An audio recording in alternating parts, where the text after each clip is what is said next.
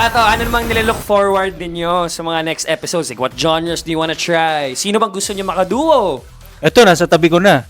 Yun. Actually, sinasabi ko na yan Diba? nung last time. Para nakikita ko medyo okay kami mag-collab. And kapag nag-ballroom man kami, feeling ko magaan-gaan si Denise Tama. para sa mga Tama. buhat-buhat. Tama, tama. Pinipresenta na ni Paul ang sarili So, niya. Ready siya mag-lifting. Ready ka na bang mahagis ni Actually, Paul? di ko na-experience pa yun eh. So, looking Ako forward din. na ma-experience yung mga ganong type of challenge. Yes. Saya niyan. Ikaw, Denise, what are you looking forward to? Saya niyan. Syempre yung mga challenges na genre na hindi ko pa natatry. Na first time ko din ma-experience. And ayun, na maging friends sa mga lahat ng Dance Stars. And syempre, For sure, magiging Wow. family kayo niyan. Ito yung first time Kuya ko Paul. actually marinig na excited sila magkaroon ng friends. Para lahat sobrang competitive, no?